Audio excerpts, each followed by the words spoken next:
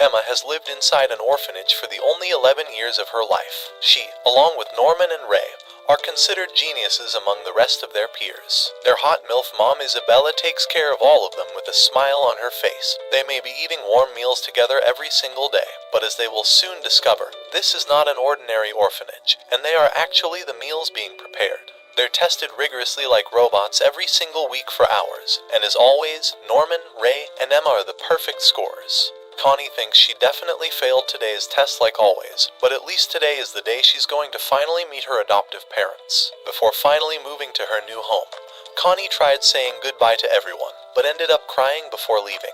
Isabella walked her to her new home and whistled the same melody she always did. After her mother left, Emma wanted to clean the mess, but saw Connie had forgotten her precious bunny here, so she began rushing to figure out what to do. Ray told her that she can still make it if she ran, so Norman tagged along to support her through the dark. They make it to the mysterious gate they've seen throughout their life, and walk inside until they approach a truck. Emma tries to look around for Connie, and eventually decides to check the rear of the truck. However, what she sees shocks every inch inside of her, and Norman comes to take a look. He musters the courage, and when he peeks, his mind breaks. The sight of Connie, a person they once called family, destroys them. They hear an old man's voice and run behind the truck to hide, sneaking underneath to take cover. They continue talking, and Emma gets a peek, seeing demonic-looking creatures walking around. Norman and Emma do everything in their power to stay quiet, but the demons pick up Connie and stick her inside a cryogenic canister, calling her valuable merchandise. She's high-quality human meat, made exclusively for the rich. Lately, the devils have been getting low-quality 6-year-olds, but they'll soon be getting the perfect scorers, and ask Isabella if they're ready for shipment. Isabella tells them they'll be ready soon, but one of the demons notices something is off, and looks underneath the truck. However, Emma and Norman have managed to run away at the last possible moments, and Emma wonders if they've lived their entire life just to be thrown away like food. The demons hand the mother the toy, and Ray asks them how their trip went. Norman claims they couldn't make it, and they head off to their room. Inside, Norman tells Emma to escape with him, but Emma can't do such a thing. The other kids here are her family, and she doesn't want any of them to die. Norman understands how painful it might be, and tries to comfort her.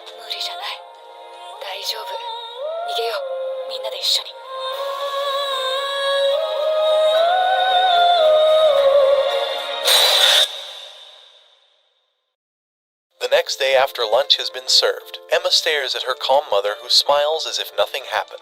Norman comes and tries to remind Emma to continue smiling.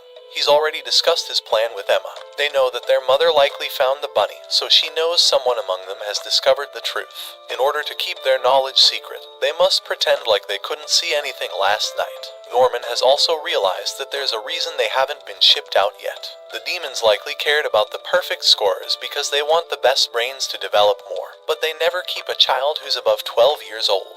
Judging by their findings, they realize that the soonest shipment will likely be on their 12th birthday, which is in 2 months. Inside the forest, Norman and Emma try to draw a map of this place. Since demons are always guarding the gate or it's shut, they decide to investigate the forest. After a while of running through the forest, they eventually discover a giant wall standing in their way. Norman tries to climb the tree but slips and busts his ass, so Emma climbs up in his place. When she looks out, all she can see is a 3-meter thick wall and more forest on the horizon. Because of its smoothness, they can't climb it, but if they had some rope, they would be able to escape. They hear the bells ringing and rush back before their mother gets suspicious. However, one of the younger children comes and says that Nalia is missing. Isabella takes out a compass object, telling the child that she'll find who's missing, and enters the forest. A while later, she arrives back, and Norman and Emma realize that she knows their exact locations. All of this was just to show the defective children that she can track them using her tracking device, and she walks past them.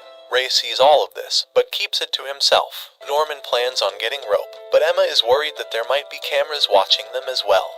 However, Norman hasn't found any cameras, and he's been looking for them harder than Elle looking for Kira. What?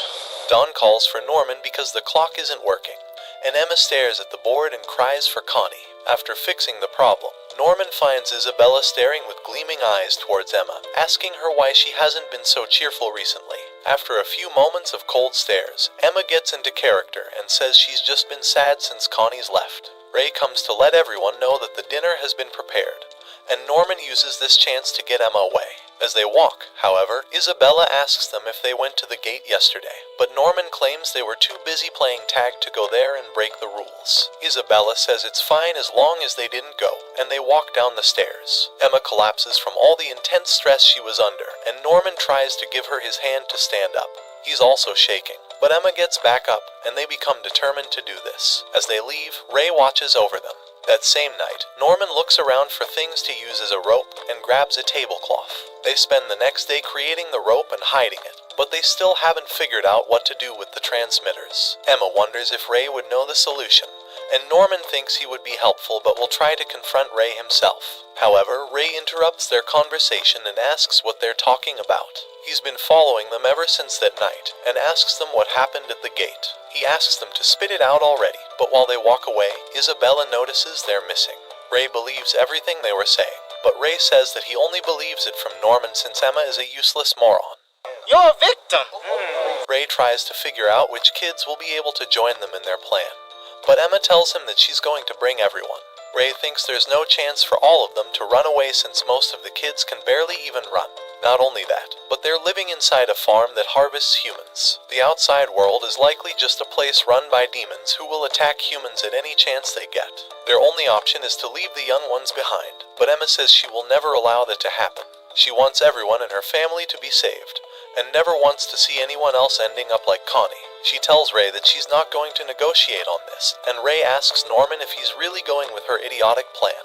Norman says that he's not going to forsake Emma. After all, she always puts herself over others. Even if he's on a sinking ship, he will follow her to death, because he likes her more than anything, and will do everything to continue seeing her smile instead of crying.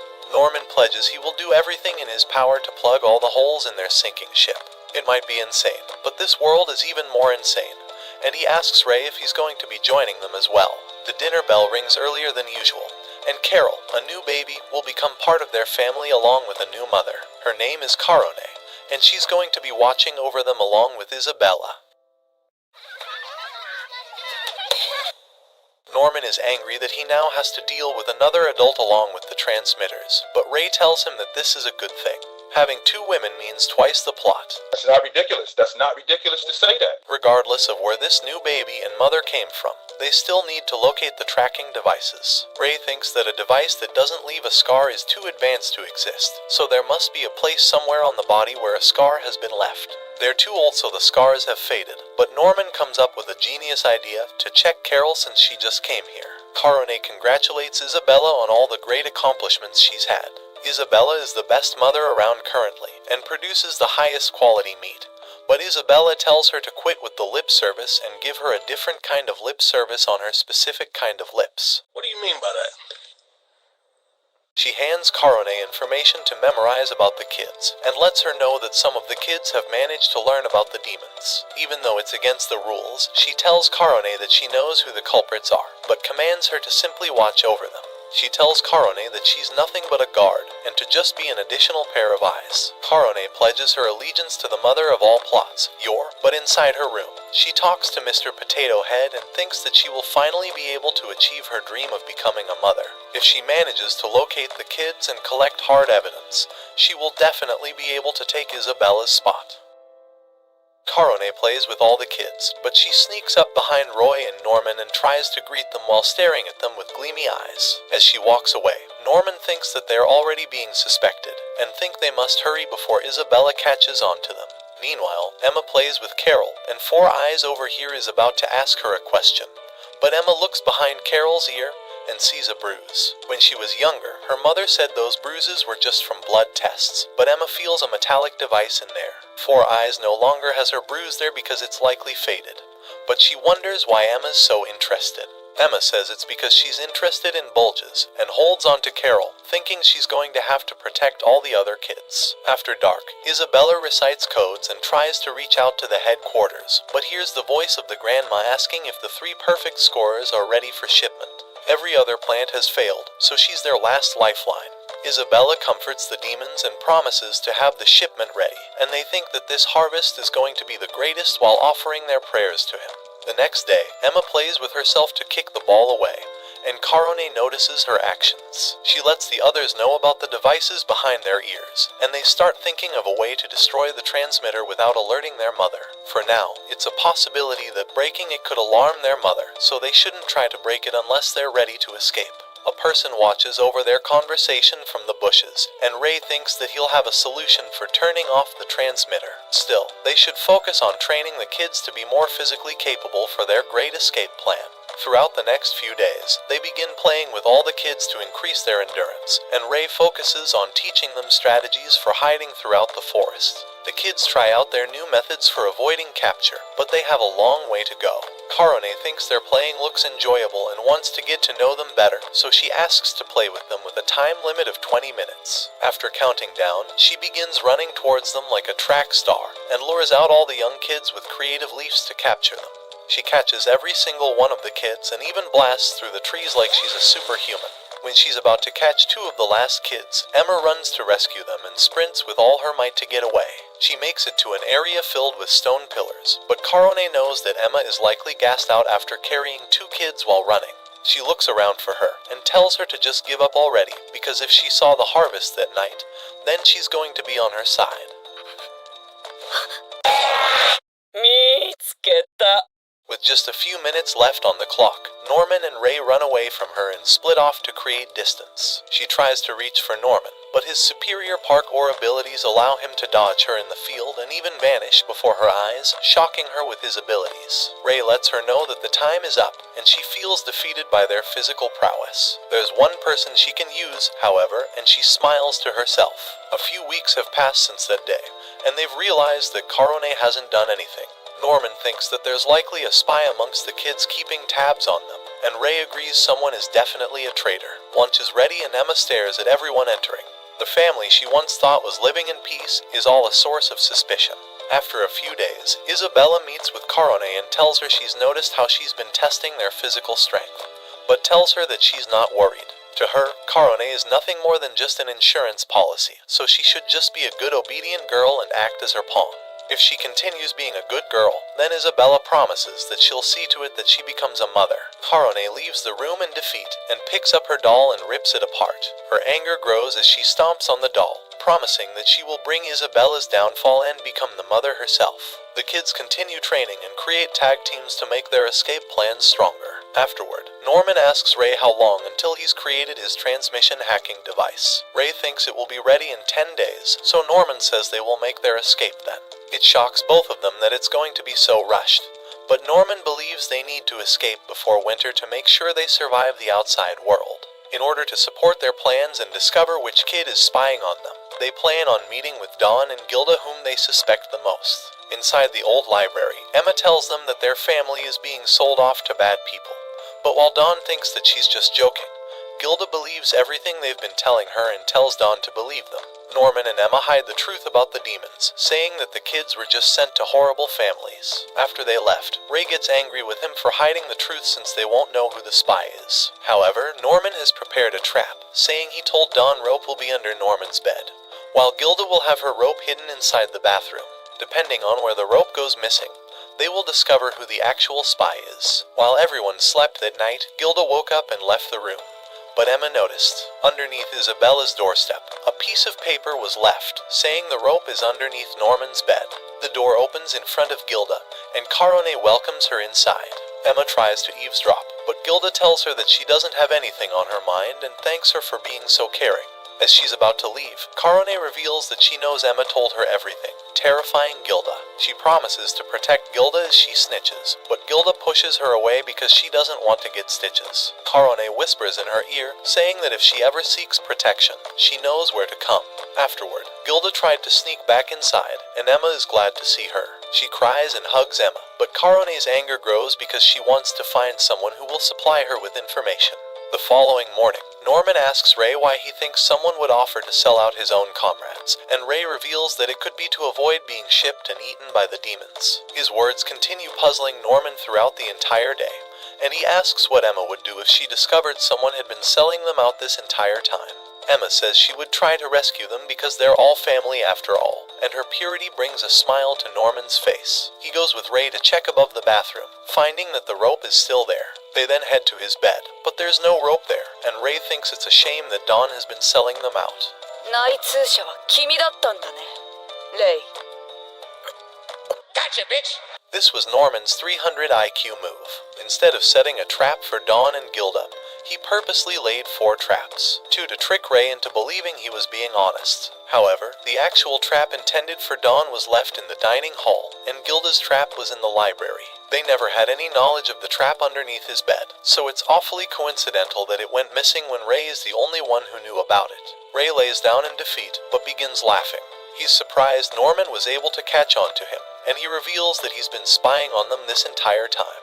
Norman knew Ray was the best person for influencing every action in their plan, especially with his intelligence to keep him from being detected. Norman asks Ray how long he's been working for Mother, and Ray says he's been doing it ever since he was brought to this place. He asks him if the transmitters can actually be destroyed, but Ray won't tell him anything since they're going to abandon him now. Norman rejects the idea of this, saying that he will keep him by their side on 3 conditions. 1 is guaranteeing their safety, 2 is telling them everything he knows, and 3 is defecting. Norman wants him to turn sides and become a double agent. Ray wonders why Norman is so adamant on remaining friends with him, and Norman says that Emma's words inspired him to continue being a family. Still, he's puzzled why Ray hid the bunny so they could find out about the demons, and why he's been constantly supplying them with information rather than just hindering them. He wonders if Ray is truly their enemy, and Ray says that he volunteered to be a spy out of his own will. It was all to lay groundwork for his great escape plan. He went out of his way to make an offer with his mother. If she was to benefit from his work, he requests that she delays his shipment until he was 12 and buy him all sorts of items from outside the farm. This entire time, he's been using those items to create an object that neutralizes the transmitter. So in this overall game, he's the biggest trump card to overthrowing their mom.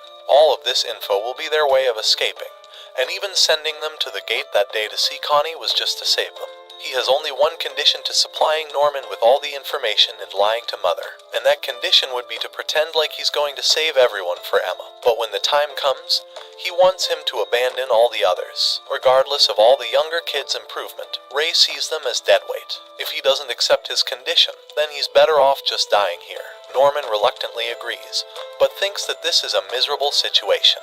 Ray walks off confidently and Norman struggles to think of something. Everything has just went perfectly for Ray, but while Norman keeps thinking, his mind finally realizes something and he laughs it off, and Norman realizes that he messed up. At night, he sneaks into the room to meet with Isabella as planned, but makes up lies to keep her distracted, saying that Carone has been making selfish moves against her. She tells him that Carone is just a last resort insurance since he was a useless watchdog that didn't stop Norman and Emma from seeing the demons. Ray claims he sold off his best friends ever since and is constantly spying on Carone, so she better pay up. Isabella honors their deal and says she'll give him whatever he wants. Inside the tunnel, Norman runs away with the rest of the kids, but when he turns back, he sees the sight of all of his comrades falling. Even Emma lies with her life sucked out, and the giant demon appears behind her. Norman wakes up terrified, but tries to keep a smile to not concern the other kids. Inside the forest, Emma asks what happened about the spy, and Norman walks out and reveals he's the one who's been spying on them this entire time. Emma's mind is overloaded with information. Ray tries to explain that he was going to let them know about everything, but they accidentally left the bunny at the gate, which caused Isabella to be suspicious. However, he's on their side and will do everything to save all the kids. Emma thinks this isn't like him and thinks it'll be great that everyone's going to be saved. However, him knowing this entire time troubles her, and she asks him if he was experimenting on other kids to develop his transmitter blocking technology. She wonders what happened to those kids, and tells him to promise to never choose kids like that. He promises he won't, but in the distance, Dawn gets angry that they're not trying to rescue Connie from the outside world. Gilda wonders if there's something much more sinister happening in the background. She's noticed something is off about the house, and met with Emma to tell her about it. Inside the house, there's likely a secret room hidden next to her bedroom. Ray knows this room is probably the way she reports to HQ for other mothers, but Ray never knew where it existed. Dawn suggests for them to try invading it. but Ray tells him they won't be gaining anything from that, except exposing their knowledge of the place. Not to mention, if Karone catches them in the process, she will have all the evidence she needs to get rid of them and become the next mother. Ray asks him if he could prepare dinner so it's not suspicious that all of them went missing, and Don reluctantly agrees to leave. However, when he walks down the stairs, he turns towards Isabella's room and knocks on it. Without any reply, he enters the room and tries to search for a secret doorway by tugging on the bookshelf. After a few attempts, Gilda pulls the door to the side, but the door is locked, and someone begins to enter the room. Their heart sinks, however. Phil enters and says he was just playing hide and seek with the other children. The following day, Don prepares to execute his plan, and runs into his mother to steal the key from her and shows it to Gilda. Even though it went well, Isabella's noticed something was terribly off about their actions. Inside the library, Emma shows them something she's discovered after being in the library for a long time. An author by the name William Minerva has multiple books here with secret messages. At the same time, Dawn finally opens the door to enter the room. Emma and her friends try to decode the message, and they notice that each circle has Morse code hidden inside of it. Dawn and Hilda close the door behind them and find a secret door into a downstairs area. They decide to enter and light a match. Meanwhile, the words doubt, danger, run, truth, harvest, monster, and farm are all hidden in Morse code. Norman wonders if this could mean there's a human society out there. Dawn and Gilda look around the room and find Connie's bunny, realizing that Emma was lying to them about her being alive this entire time. Norman thinks that it's definitely worth investigating these books, and Emma thinks there might be something hidden within for surviving in the wilderness. At the same time, Dawn and Gilda hear their mom entering her room and think they're done for. As Emma and the rest head to have dinner, they notice that the only two missing are Dawn and Gilda, striking fear into them. Dawn and Gilda try to move around to exit, but Isabella hears their movement. She is ready to open the door to see what could have caused the noise, but a kid barges in, giving Isabella the door to her secret room.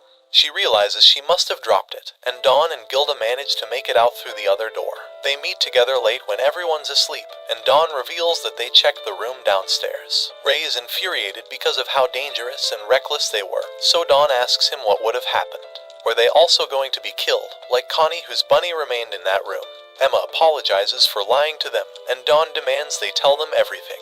After hearing the truth, Gilda and Dawn are terrified, and Dawn asks them why they hid the truth this entire time. He punches Norman down and goes on to strike Ray along with him. He asks Emma if they see them as dead weight who need to be shielded this entire time, and cries asking them how they lied to their family, to their siblings. He walks out to cool down, and thinks outside that it's not their fault for lying. He's ignorant and powerless, and feels like he's nothing more than dead weight on them. He wishes to be stronger, and Gilda comforts him, telling him he will become stronger. Emma comes out, apologizing for not trusting them this entire time. Norman and Ray come to apologize as well, and together they all make up. With a week remaining until their plan's execution, Norman begins to suspect Ray's words of saying he would do everything to prevent the two of them from being killed. Underneath his bed, Norman discovers Ray's actual plan and thinks it's amazing. While Ray talks with his mother, he lies about his injury and says Norman is planning on killing her to escape. She tells him that she'll make sure his plans fail, but she's received word from the brass saying that the next shipment has been scheduled, and it's going to be on Ray's 12th birthday. The rest of the kids scout the forest and discuss their plan, but as they talk, Karone is seen overhearing them. She tells them she's seen everything. Last night, she heard all of them and she's so excited to finally get what she wants. So she twirls like a ballerina and asks Emma if they would like to team up with her. Norman wants to hear out her conditions,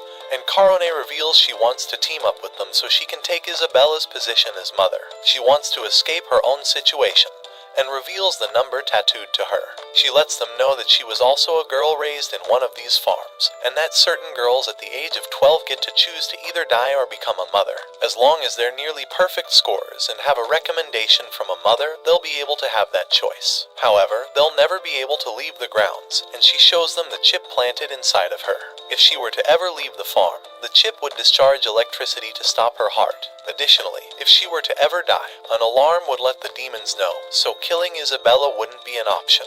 The only thing Karone wants right now is a peaceful life as a mother, so by escaping, she would be able to eliminate Isabella and secure her position. This is why she wants to cooperate with them, and offers her hand to Norman. However, Emma wants to confirm how she would guarantee their safety. Karone says Ray would expose her plan to Isabella instantly if she were to betray them, so she promises to keep this deal secret. Emma believes her, and Norman shakes her hand. This excites her, and she promises to give them any information they would want to aid their escape. Later that day, Emma feels that it's too convenient for Karone to help them, but Norman has already seen through her plan. If she truly cared about their lives, she would have helped them escape right away. She's just doing this to gain their trust and find concrete evidence to overthrow Isabella and ship them out. Finding Ray's transmitter blocker will be the only evidence she needs, but Ray assures them he won't screw up in hiding it. Norman thinks they can avoid the risks and gain information if they play their cards right. At night, Isabella walks to the gate to receive the most recent package from the demons. Inside is a letter along with a black box. Norman and Emma knock on Karone's door, and she opens it to let them in. Her lifeless doll creeps them out, and she says they can ask about anything they would like. Emma asks for the monitor that tracks them, and Karone is shocked that they've learned about it. The object only displays the locations of the children, but doesn't identify them. They ask her about where the trackers are located. She reveals it's in the ears, and they pretend to be shocked. However, she doesn't know how to destroy the trackers, so cutting the ears off would be the only way of getting rid of it. She goes on to reveal that there's 5 other plants like this one, and the outside world is inhabited by humans who treat the demons as equals. Norman asks how the security is, and she tells them that it's extremely relaxed because they rely on the wall and the transmitters to keep the kids trapped. Norman and Emma thank her for the information and begin leaving, but Karone starts laughing out loud hysterically, because while talking to them, she's discovered they've known about the location of the transmitter and how to destroy it. After all, they had absolutely no reactions to learning about the transmitter. They didn't even try to feel them behind their ears. She wonders what secrets they're trying to hide and asks them if they've heard of him. She says she'll tell them about him next time if they come back. Ray plays with his new camera while Isabella stares sadly at him. He takes a photo with his Polaroid and asks her if she could discuss their plan after lunch.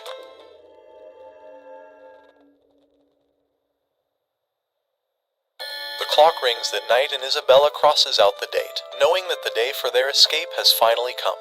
The next day at the playground, Ray goes over the plan once more with the others. After lunch, he will try to lure Mom away by selling out Karone. While this happens, he wants the rest to climb over the wall and scout the surrounding area. Dawn and Gilda leave, but Norman has bad news. Karone has discovered about their device for breaking the transmitters and will begin looking around for it. Norman wonders if Karone will find the evidence she needs before they can escape, but Ray says he's got that part covered. Karone sits in her room and wonders why the kids were lying about the transmitters and how they're going to destroy it. She realizes they've likely already made a transmitter blocking device, and that would be all the evidence she would ever need, so she decides to raid the house. In the kids' bedroom, she searches every single possible spot around Ray's bed, but Phil walks by and notices her searching. It catches her off guard, but she tries to say she was just cleaning the floor. After moving the bed and dresser, she finds a note underneath and realizes she's finally obtained the items she's been looking for. Emma and Norman hear her loud footsteps, but Ray smiles since she fell for his trap. Karone reads the paper because she's glad that she's found another piece of dirt on Isabella. She thinks that if Grandma was to find out, then Isabella would be completely destroyed without any doubts. However, she wonders how Ray would have known about this when Isabella herself shouldn't have a clue about it. Karone hears knocking on the door, and she sees Isabella holding a sharp object. She points it towards Karone, who prepares to be attacked. However, Isabella gives her a letter and tells her to open it. Karone reads the letter, shocked and trembles. Isabella tells her goodbye, and all of Karone's plans have been shattered. Karone reads the letter, congratulating her on becoming a mother of the 4th plant. Isabella explains that she's been recommending her for ages, so Grandma is here right now waiting to pick her up. Karone's face doesn't resemble any sign of happiness, and she crumpled the paper in her hands. When Isabella left, Karone felt absolutely defeated. However, this is her last chance to destroy Isabella, so she stares at the pen and promises to never let Isabella succeed.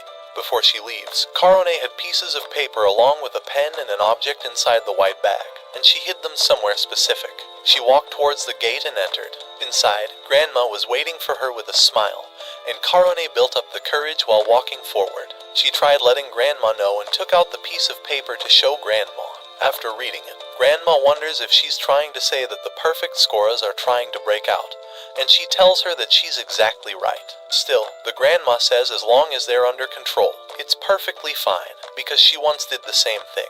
She tells her that Isabella's children and her plant are special, and anyone who tries to replace her would greatly inconvenience Grandma since she brings the greatest profits. Karone realizes she's fallen for Isabella's trap, and a giant demon comes from behind Grandma. Isabella prepares lunch for the kids, and while they're all eating and enjoying dinner, Karone is about to be this demon's dinner once he eats her out. Ever since she was a kid, she took care of the baby toy until her 12th birthday, where she was given the option of trying to live on as a mother. She shortly after received the scar and met Grandma.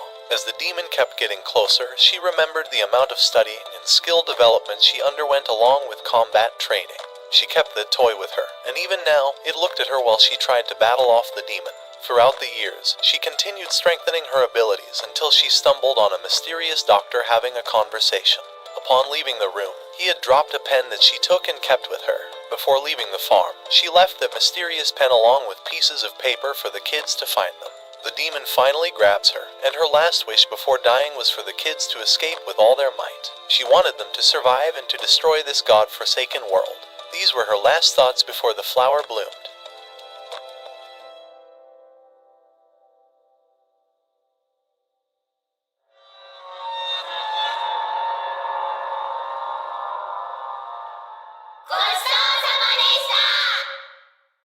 Later that day, Ray meets with Isabella to fulfill his plan of distracting her. At the same time, Norman and Emma run to scout the walls. While they walk, Isabella tells him that she got rid of Sister Karone, and Ray runs away in fear. He opens her door to see that she's gone from the room.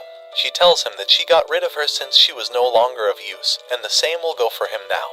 He's always been her useful lapdog, and she kept him around, even though she knew he was a lying double agent. She didn't want to let him go until the last moment, but things have changed, so she will monitor his friends personally. He tries hugging her to stop her, but she nudges him away and locks him inside the room. While staring at the compass, she knows that Emma and Norman are likely the ones who are running. Dawn and Gilda get worried that they haven't seen Ray's signal, but Isabella comes out and smiles at them while walking towards Emma and Norman. Dawn runs inside to try and rescue Ray. He hears Ray bashing against the door, so Dawn runs with full force towards the door and breaks it down. Ray runs outside the house to reach Mother before she reaches his friends, but as Emma takes the rope out, her and Norman hear a person walking. In the distance, they see Mother approaching them, and wonder how their plan could have failed. Isabella says it's been 10 years, but this is the first time they're going to talk to each other without any deception. She tells them that now they're nothing but breeder and livestock, but she still loves them from the bottom of her heart like they're her kids, which is why she wants them to give up resisting. She wants them to live a painless life, since it takes nothing but a moment to die while they get to live happy long lives. Emma says there's nothing peaceful about this way of living, and would rather feel countless pain while being free and alive. Isabella tells her the outside world is filled with misery and pain, and that they should just give up already. Norman says he's done being a good kid, and Emma rushes towards Mother to try and neutralize her. She tries to grab the compass. In an instant, Isabella broke her leg cleanly, and Ray along with the others arrive. She tells Norman he did well to realize he should just give up. They're her precious top-quality food, and she will make sure to raise them to be the best livestock until the very end. Isabella comes back, and Phil along with a few others notices that something is off with the way Emma broke her leg. But this isn't the worst part yet. When Emma broke her leg, Isabella told her that she will heal in a month or two since it was cleanly broken. This way, she can focus on celebrating tomorrow, because it will be Norman's final day with them before being shipped out. Norman realizes he's going to meet his doom, and that it's over for him. Back at home, Norman watches over Emma to make sure she's okay. She reaches for his hands and begins crying. Norman tells her that the plan isn't over yet, but she tells him to shut up because he's being shipped out tomorrow. His face is nothing but a warm smile, and he leaves to get some water, but at the fountain, he struggles to even twist the faucet, and the cup falls straight out of his hand. His mind is in complete disarray. Ray shouts in anger because he wants to find a way to save Norman. He tells Dawn and Gilda to get everything ready so they can escape tonight. Ray enters Emma's room, and he tells her they're going to save Norman tonight. Norman musters the courage to get back up again, and walks back to the room. Before entering, he makes sure to put a smile on his face to ease things for Emma. However, Ray is sitting there and they tell Norman to run away alone tonight. He apologizes because he won't, but they yell at him to do so. They want him to disable his transmitter and hide in the forest or somewhere nearby until the rest escape. Even if it may alarm the demons, Ray knows that they wouldn't increase security. Their two rules are to make sure livestock is raised in a safe environment without finding out the truth to make sure their brains develop properly. Norman thinks of a million things going wrong, but Ray knows more ways of solving all those issues and wants Norman to do anything to survive. Norman, however, refuses to do any of this because they might replace his shipment with Emma or someone else. He will not allow anyone else to die in his place, but Emma suggests that Ray can just break his leg too. If someone is hurt, they would no longer be top quality meat. Ray thinks she's a genius for her idea, and goes on to say that they could even catch a sickness to make sure they're absolutely not being shipped. They'll do whatever it takes to save Norman, and she tells him that they're family, so she will do everything to continue living together with him. Norman cries, and agrees to go along with their plan. Ray hands him the transmitter blocking device and tells him to scout the wall before hiding tomorrow. This was the item Ray spent 6 years trying to create from various items, and he's done all of this since the day he discovered the truth about their situation. Norman asks him how he was able to discover the truth, so Ray finally reveals it. Ever since he was born, he was a rare child that didn't have childhood amnesia. He still has all his memories from the time he was born, and remembers a dark place where he was hearing a lullaby. Even though it's all hazy, he remembers the way the demons looked and how the babies were split into 5 groups before entering a dark tunnel to come here. The gate doesn't lead to the outside, it only leads to the headquarters. However, this is the reason for the relaxed security, since they know no one can escape through the gate. Because of this, Norman will escape tomorrow and they will wait while Norman hides in the forest. At night, Isabella told everyone that this will be Norman's last night at the house with them. All the other kids tried to play it normally, but before sleeping, Norman opened his dresser and found the things Carone left, shocking him. During playtime the next day, Norman ran all the way to the wall with the rope, but decided to not activate the transmitter blocking device. He tied the rope to a tree and used it to help him run across the wall. He almost slipped, but finally managed to make it. The sight in the distance shocked him, and he smiled with a determined look. Emma and Ray stare at Isabella when she wonders where Norman could have gone. They're glad that she'll finally see that Norman escaped, but to everyone's surprise, she smiles and welcomes him back. All of them are shocked, and Norman's face is filled with defeat. Ray yells at him for not escaping, but Norman tells him he's not going to escape. He walks off and tells Ray to listen. 崖だった。崖だ。 This is why security is unnecessary. However, there's still a way for them to escape. He shows them the structure of the entire farm complex. It's in the shape of a hexagon, and the headquarters is directly across from them. The rest of the regions are likely the other houses, he explains, so their only option is to escape through the bridge that is only found next to the headquarters. Phil comes in and says that Mom is looking for him. Before leaving, Norman hands Ray the device that he didn't use. He explains that he didn't want to make a single mistake, and he's glad because it would have all been a waste. Emma tries telling him to wait, but Norman hugs both of them and thanks them for making his life wonderful. While packing his items, he sees the nostalgic string phone that he once used. When he was sick, Emma would sneak in to try and talk to him. Their mother found out and asked her why she was here, to which Emma responded that Ray told her she would be immune. Ray said that the book claimed idiots are immune to sickness.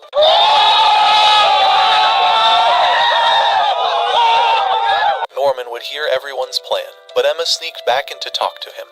She handed him the cup phone Ray created, but Isabella pulled her out. From the other side, Emma talked and Norman heard her. This brought all of them joy, and now these are memories that Norman treasures. Before leaving for the final time, Emma couldn't bear the sight of her lifelong friend passing away. So before he turned to leave, she ran and threw away her clutches, trying to grab onto Norman.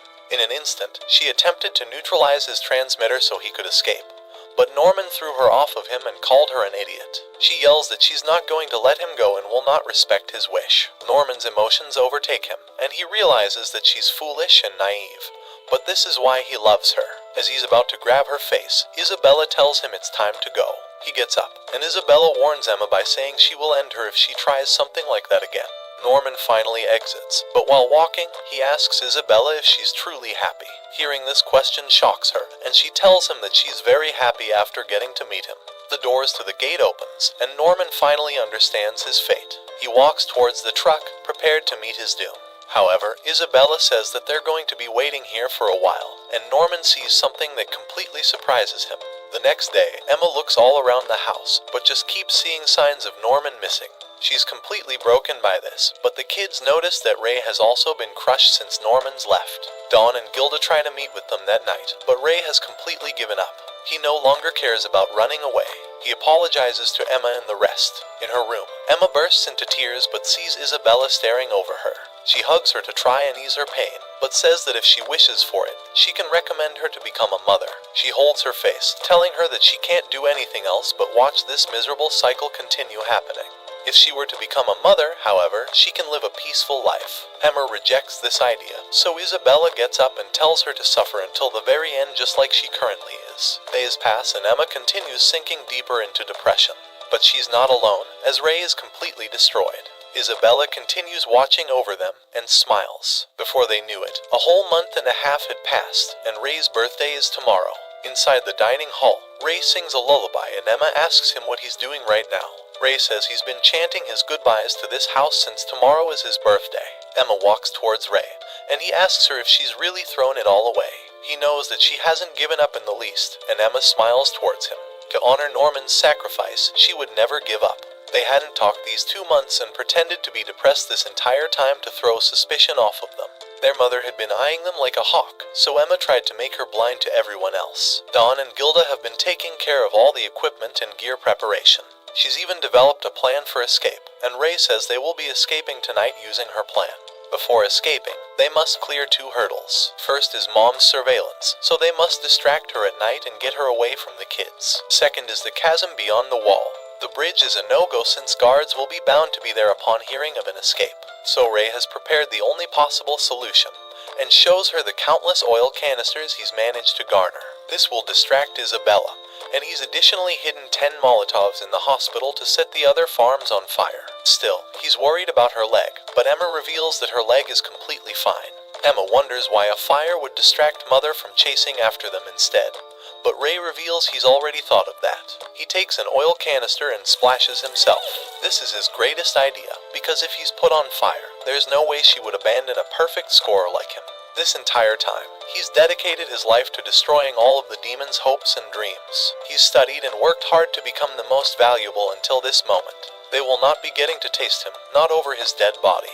Literally, this is his form of atonement too, as he'd let countless kids die without saving them. He doesn't want Emma to let their deaths be in vain, and throws a book to her. The clock strikes midnight and his birthday has finally arrived. Without second thought, he lights the match, and thanks Emma for the great life he's lived with her. Bye bye, Emma. Isabella hums the same tune she always does, but hears screaming that makes her begin running. Inside the dining hall, she smells something awful and opens the door to see fire. Emma is on her knees and crying for Ray. Isabella takes out her pocket watch and sees that Ray's tracker is still right there, so she wonders if he lit himself on fire. Gilda helps all the kids escape. Isabella handles the fire hydrant and wants to at least rescue the brain. The fire hydrant runs out and Isabella screams at Emma to run outside. However, she sees that she's already left, and goes on to look for her tracker, but the tracker leads her to an empty bathroom. Emma's position hasn't changed, and she pushes the bucket to see that her ear is the only thing that remains. Isabella realizes she's been trapped, and wonders if the kids had their shoes on. Emma sprints all out towards the wall and catches up with the rest. But the best part of all, Ray is still among them. When the clock struck midnight, Emma had run and jumped to catch the flame before it lit the fire. The other kids knock on the door and hand her the items she's prepared for the escape. Emma slaps Ray to knock some sense into him, and the kids have prepared the trap. They've filled it with fake hair and meat to create a real stench of a burning body. The only thing remaining is the transmitter. Ray is still hesitant, but she tells him that he can die somewhere else, and goes on to say those were Norman's last words. He had discovered that Ray planned to sacrifice himself as his master plan when he searched underneath his bed. In his letter, he had given her his last steps to take, along with a gift from Sister Carone. So this entire time, Emma's been following his plan after receiving his letter. This is how she lit the fire to deceive her mother. Isabella rushes to try and head downstairs, but notices that her door's lock is jammed. Ray asks Dawn how all the kids found out about the secret, and Dawn tells him they tricked Sister Carone into revealing the truth. That day, Emma had told Norman that he should let everyone know about the monsters to make sure they're on board with the escape plan. And since Isabella's only keeping her eyes on them, it would completely surprise her if all the kids were on board. So when they met with Sister Carone, the other kids eavesdropped, and the rest were slowly brought along under Emma's orders for the next 2 months. This is how they prepared all the necessary equipment and training to climb over the wall. When Emma finally arrived, she saw Norman's ghost pushing her to keep moving forward. While everyone leaves, Ray notices something is off about the count. Back at the house, Isabella has managed to get the box out and announce to headquarters that a fire has taken place. まだ生きてる。エマもレイも私の可愛い子供たち。 Ray wonders if this is really everyone, and Phil comes to tug at Isabella, shocking her. Ray asks her about the infants, and Emma says she's finally come to her senses. While she helps the rest carry the other kids over the wall, she remembers talking with Dawn and Gilda about the kids. During the winter, it would be unlikely for the little ones to survive. Emma's come to understand that she can't really take everyone with her, and still, there are other kids from other plants that likely also need their help. When she realized that, she brought Phil so she could tell him the truth. Phil takes it like a champ and believes everything she's told him. He's noticed something is off ever since Karone kept talking about the harvest and how she would search all of Ray's belongings. And he thought it was weird how Emma was so scared for Norman leaving. It finally clicked for Phil that all of the other kids had passed away and began crying. Emma promises to come back to them, so for now she's going to only take the kids 6 years and older to prevent them from dying. Still, she told Phil that she will come back for him within a year before he's shipped. But when they come back, it won't be just Phil and the other kids. She will make sure to bring the kids from all the plants. Isabella asks Phil where the kids are, and he runs to bring all of them towards her, slowing her movement down. She announces the emergency once more to headquarters, and the alarms go off in the distance. The demons enter the highest alert mode, and allow the soldiers to kill anyone except the high-quality meat. Emma knew the bridge is going to be packed with security, so she shows him the closest spot next to the wall. This was the place Norman scouted, but Gilda reveals that they've planned like crazy for this day. Don spent weeks getting stronger and stronger to make sure he can finally throw a stone that would reach the tree. And eventually, his throw was strong enough to make it all the way across. Without fear, Don takes a clothes hanger and zip lines down the rope like a champ. They prepare bottled rockets and throw them across, allowing Dan to tie them. All the kids begin ziplining one by one, just like all the days they'd trained. Ray wonders how they've prepared for all of this, and sees Norman's ghost next to him saying he told him so. He tells him to look because he also hesitated, but thanks to Emma, he saw the light that would make him believe it's possible. She's the unwavering light in his heart, and he tells Ray that she can give him the courage to never give up. Isabella receives news that the kids haven't reached the bridge yet, and knows the only place they could have possibly gone. A girl is nervous about crossing the chasm, and 2 of the little boys also get afraid. Isabella rushes to try and reach her, so Ray grabs the girl and tells Emma to tie her to him. He then tells the little boys to quit acting like girls and to man up already. Ray zip lines across, and Isabella makes it to the wall. She remembers being young and using the rope to jump across. The other 2 kids make it across, and finally it's Emma's turn. Before she leaves, however, she sees Isabella's face looking at her. They keep staring at one another, and with a cold glance, she says goodbye to the house they used to call home. And finally, she says goodbye to her mother and ziplines across. The ropes get cut off right after and float in the wind. Emma and the rest of the kids run away, and Isabella undoes her hair for the first time in years. She remembers when she was young and stared across the chasm at that same spot. However, she heard a melody playing from a boy's instrument and came to surprise him. She asked him what the melody was, and asked him to play it once more for her. He began playing it again.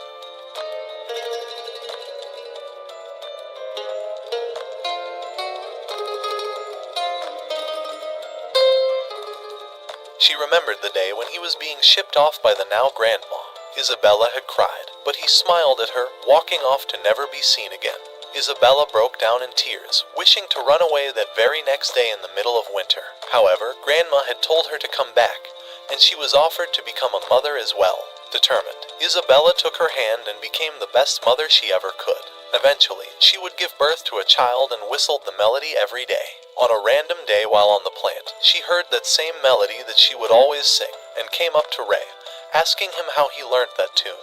She hugged her belly, and Ray smiled at her, asking her why she gave birth to him. それはね、レイ。生き延びるためよ。誰よりも長く。 Isabella admits that she's finally been defeated, and pulls the rope back. She smiles and wishes for her children to have a safe journey. She hopes that a ray of hope shines in their path, and she comes back to Phil, telling him that they made it out safely. She spent that entire night comforting the rest of the children. Emma and Ray ran, and she was glad to finally make it out, thanking Norman. This was their first step, and a new day awaited them, a new dawn.